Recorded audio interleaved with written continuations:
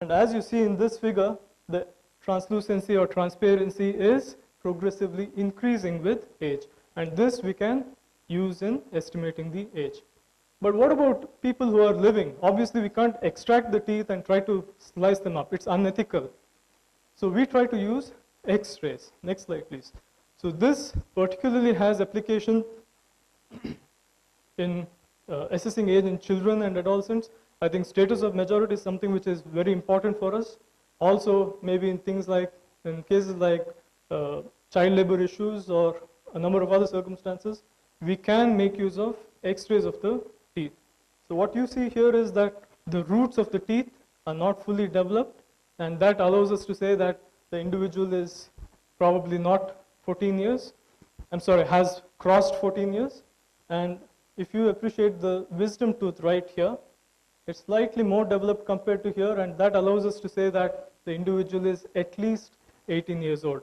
So this way we can try to assess age both in the dead as well as in the living. And we can also estimate age in adults using X-rays. Next slide, please.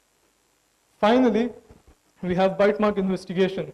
And what we do in bite mark investigation is try to recover bite marks of victims of sex crimes, victims of violent fights, and try to compare it to the suspect's dentition. Next slide, please. So when do bites occur? As I just said, sex crimes as well as violent fights. Who doesn't remember Mike Tyson biting off Evander Holyfield's ear? So that would probably be a good example of bites occurring in violent fights. And you can appreciate the bite mark here on the breast as well as on male genitalia, probably in sexual abuse. Also, if I recollect, the present Scarlet Keeling case from Goa most probably has some bite mark evidence, and I hope the CBI follows it up. Next slide, please. So, from an investigating officer's point of view, this is the evidence we need to collect in bite mark cases. Look at the case demographics, make a thorough documentation of the injury, collect photographs, very, very important, saliva swabs for molecular evidence, as well as impressions of the bites in case there are indentations. Next slide, please. These are photographs I recently received from a case, homicide, but unfortunately we see that although the photographs have been taken, it's not been taken properly.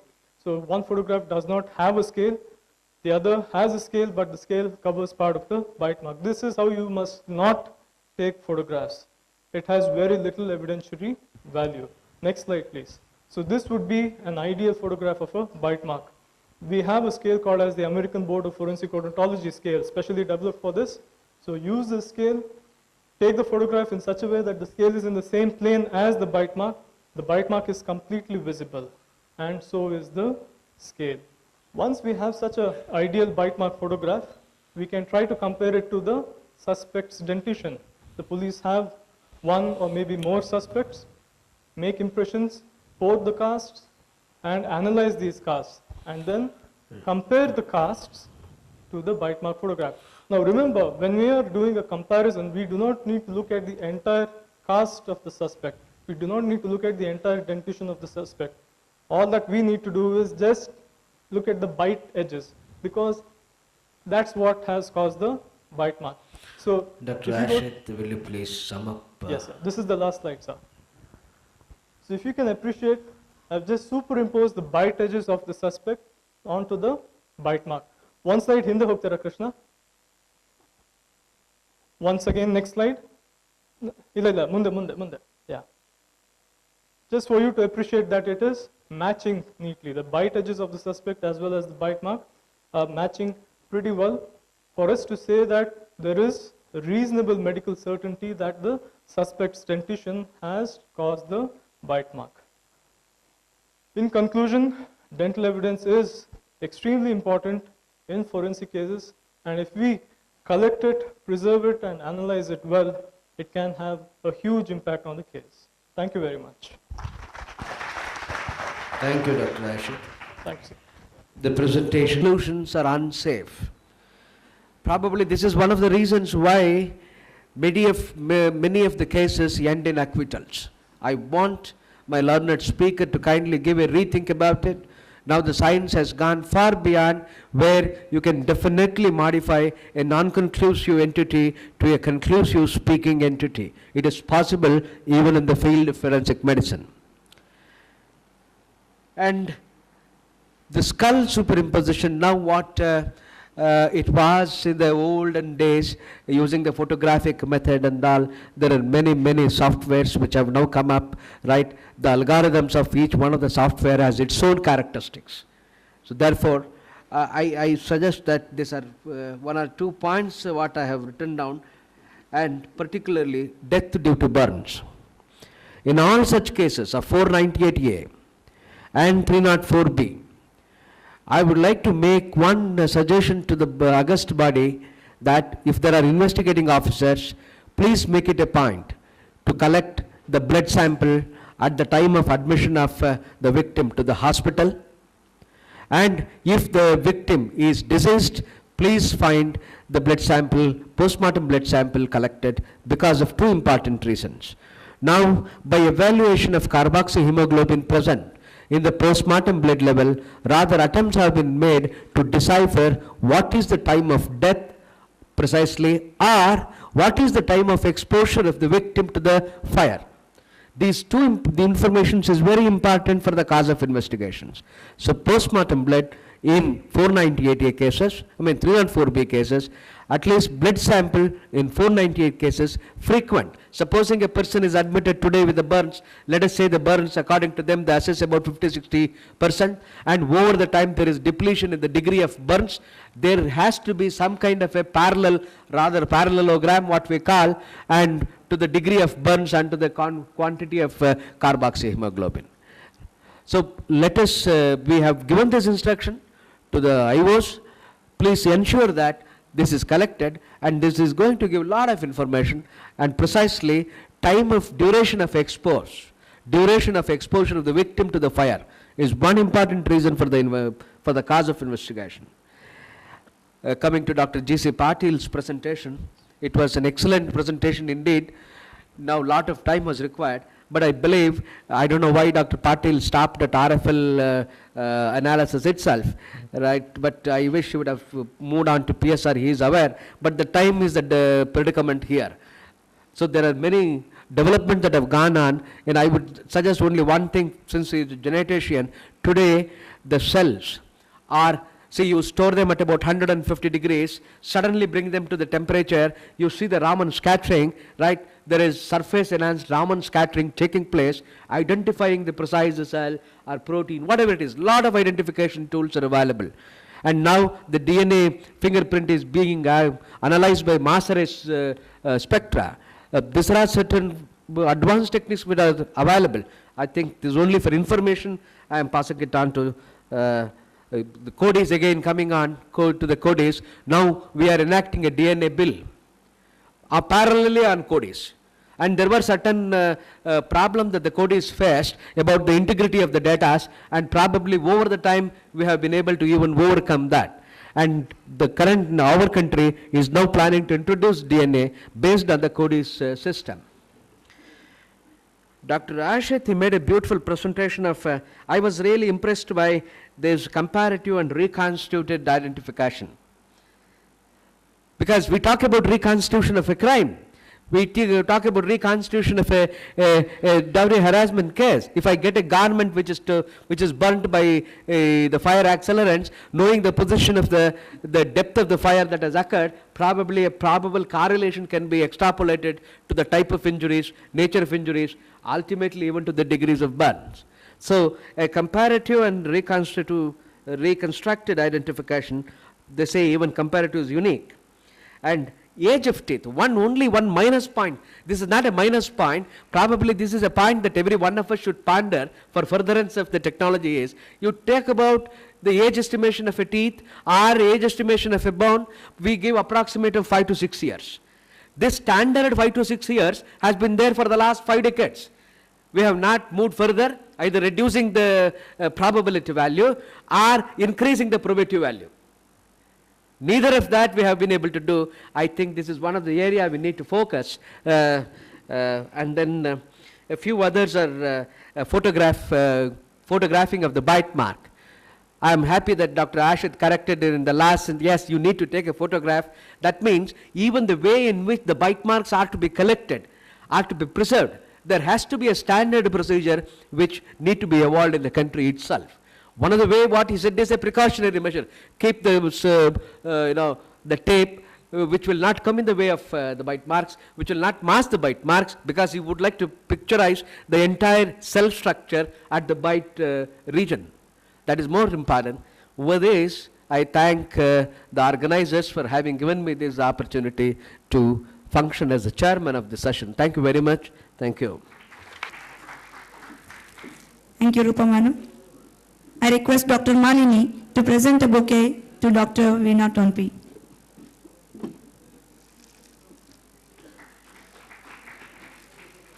Thank you, Madam. I request the chairperson to take over the session. What is the conception about the application of forensic science at the womb itself? But then I'm a simple law teacher.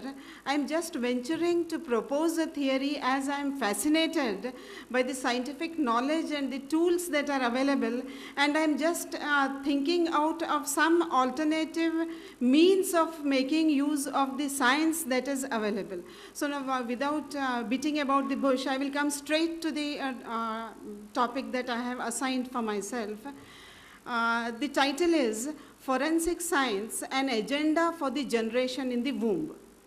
The agenda that I am venturing to propose is a theory which centers around using the body of science knowledge for preventing crime by communicating with the subconscious mind of the child in the womb.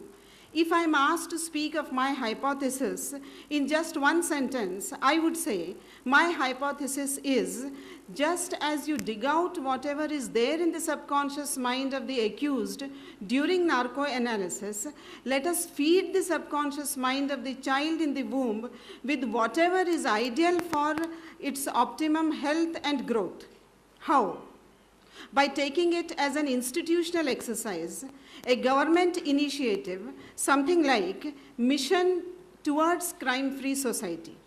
Nitty-gritties, how about working it out together? That is, if the theory is worth it. I would first begin by explaining the hypothesis on which I base my presentation.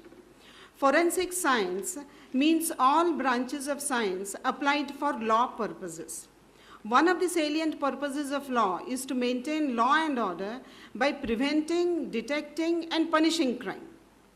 Detecting and punishing crime fall under curative measures, hence they are post-crime measures. We have a sophisticated paraphernalia like forensic science laboratories, fingerprint bureaus, etc., expert know-how, and huge monies pumped in for the purpose of detecting and punishing crime.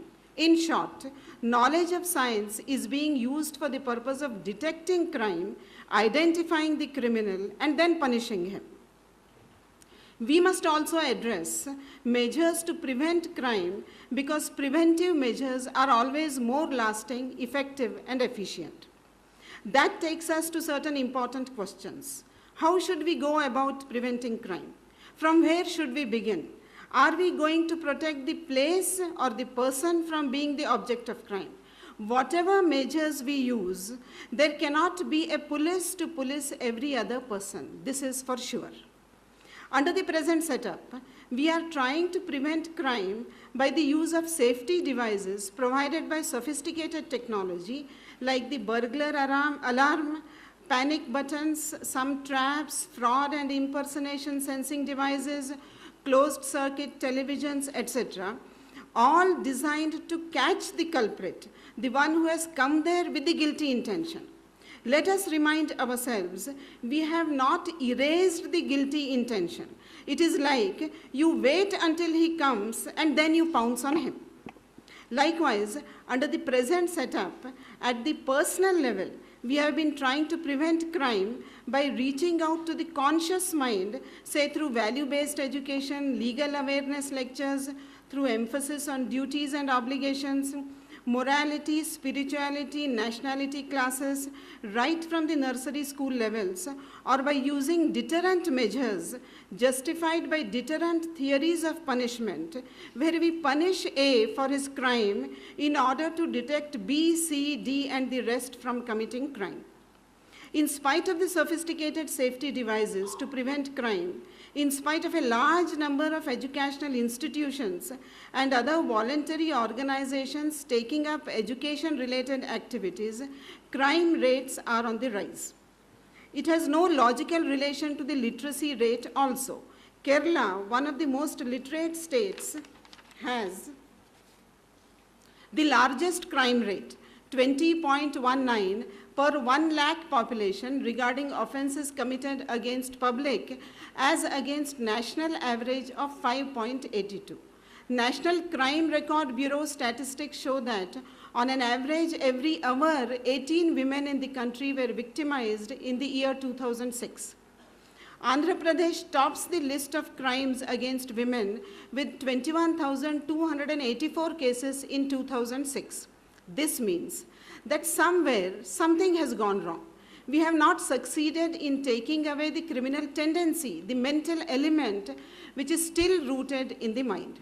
Then, is it not time and an occasion for us to introspect where and how and why have we gone wrong, and to think of new strategies to set right the wrong, if need be, by removing the mental blocks that we may have. In spite of the world becoming flat and science exploring into nature's secrets and mysteries, in spite of the physical comforts afforded by science and technology and huge amounts spent on maintaining law and order, the crime rate, the tender ages of the criminals, the trifling reasons of crime, the selfish, self-centered, lust-oriented reasons of crime are indicative of intolerance level in the society and are disturbing. The crux of my proposal is mind, that is mind at its most receptive stage, is the place that is to be addressed with the help of body of science knowledge in order to prevent crime.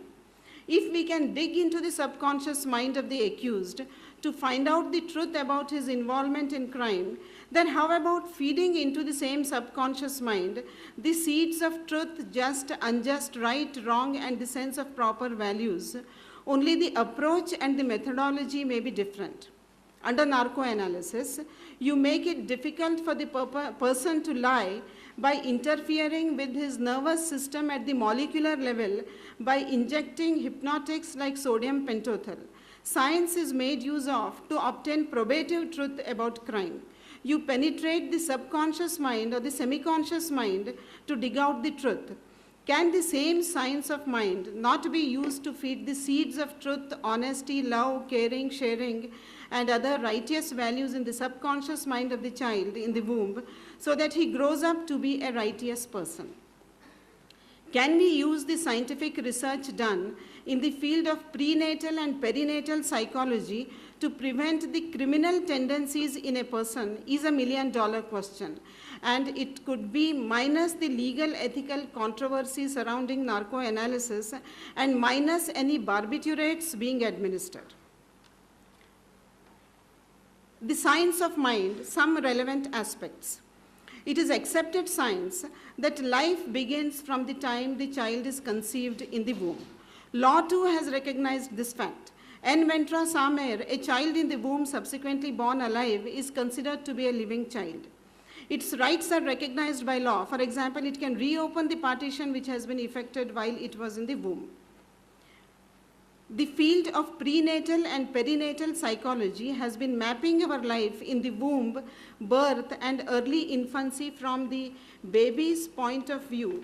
We stand at a threshold of a new era of understanding how to best help babies in the womb and at birth create an optimal blueprint for life.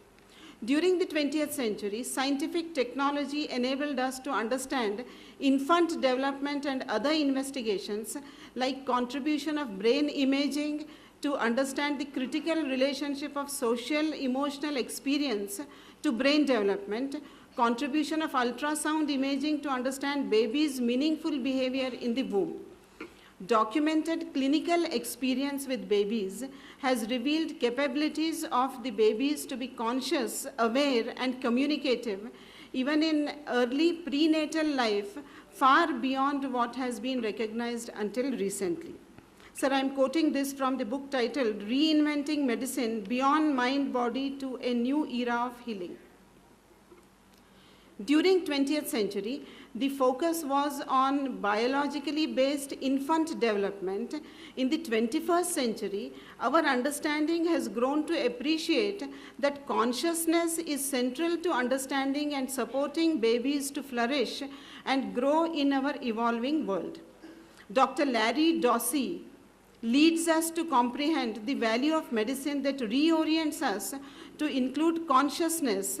New possibilities of optimizing human potential, even in the womb, are emerging when we bring consciousness into our model and our ways of being with the babies. This is from Being with Babies, What Babies Are Teaching Us, Supporting Babies, Integrated Wholeness from the Beginning of Life. Present studies in developmental psychology agree on how psychological development, I'll come to the next portion here.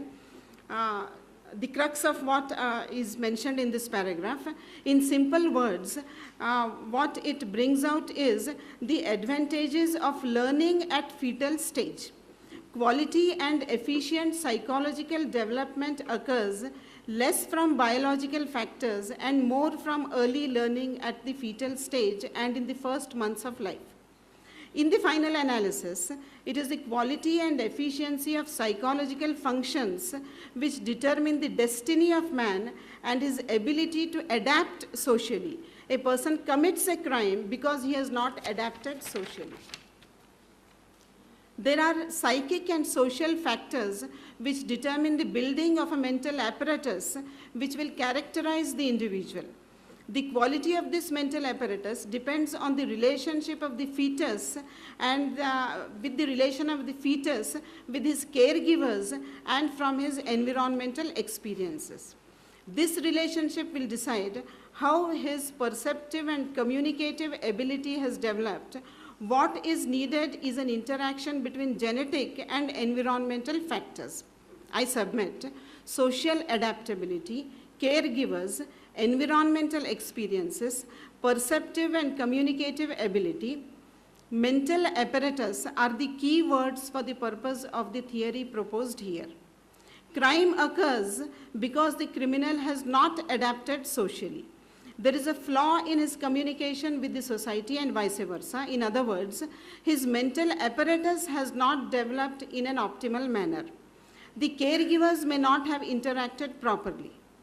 So who are the caregivers? Normally it is the mother, father and the near relations, but under the mission towards crime-free society, it should include. Now I request Shri V.V. Patil to give bouquet to Dr. Veena M. Tonupi, principal of our college.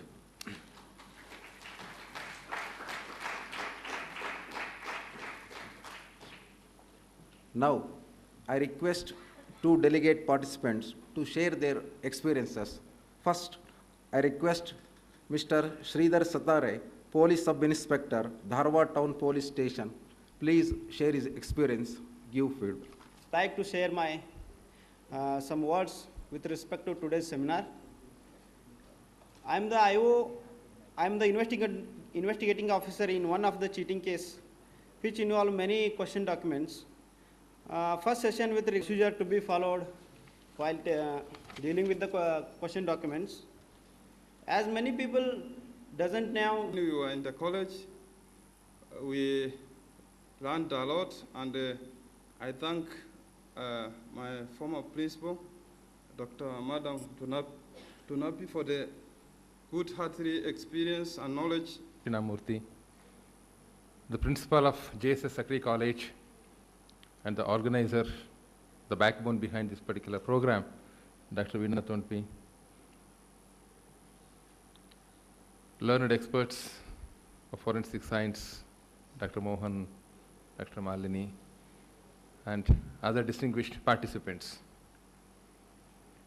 At the very outset, I congratulate both the organizations for having taken the initiative in organizing a workshop on such an important topical emerging area. My congratulations to both the organizations. Way back in 1833, when Lord Macaulay was trying to give out the first Law Commission report, he said that there are to be provisions in some of the legislations which would restrict the rights of the police officers, because in India, the powers conferred on the police officers is likely to be misused. They would resort to the third-degree method instead of arriving at an inference through the evidences. They would start off with the inference and then try to collect evidence around that. Something like extracting a confession by force and trying to build up the whole case. Constitution also going through the Law Commission report as late as 2000, and I don't think Law Commission opinion has changed as regards the attitude of the police. It still wanted these provisions to continue, despite the fact that more than a century has passed. Why? What might be the reason for the Law Commission to still have that particular impression? Perhaps the reports that are made available, the Dharmavira Commission report, and thereafter certain other instances that have happened in our country, where the entire machinery has not come up to the expected level. And that's why most of the reforms suggested have not been accepted. Suggestion for amending 161, suggestion for removing 25 and 26 have not been accepted. That apart. In the entire criminal administration of criminal justice, you find that the role of the police at the first stage, the role of prosecutors at the second stage, the role of judiciary at the third stage, and the prison authorities at the fourth stage. All these different institutions play their own important and effective roles. If at any point of, at any stage, there is a lack of professionalism, at any stage, that the police machinery in India can be matched to the best of the police force in the globe. Is that true or not is a different question again. If there is need for an effective administration of justice, if there is a need for bringing the culprit to the books, punishing the real culprit without involving any innocent person, perhaps the entire system may have to be reformed. Some of the efforts that these seminars, some of the impact of these seminars are that the investigating agencies would come to know as to what would be the response of the judiciary for their acts in the process of investigation. What's ultimately be going to prove the guilt of the accused, and what ultimately the court would refuse as inadmissible, irrelevant evidence. That means, at the scene crime, as was indicated, there is need for collection of evidence. How that particular evidence is to be collected is also a science, right, which the investigating officers must understand. Improper collection of evidence at the scene of the crime would percolate, and ultimately it ends up in acquittal of the real accused. And that's where the experts in the field of forensic science would help the investigating officers in understanding the real implications of the scientific evidence. And these kinds of seminars would help the investigating officers in understanding the method of collection of scientific evidence, the method of interrogation, and the whole process of investigation, which ultimately would end up in the conviction of the accused. And similarly,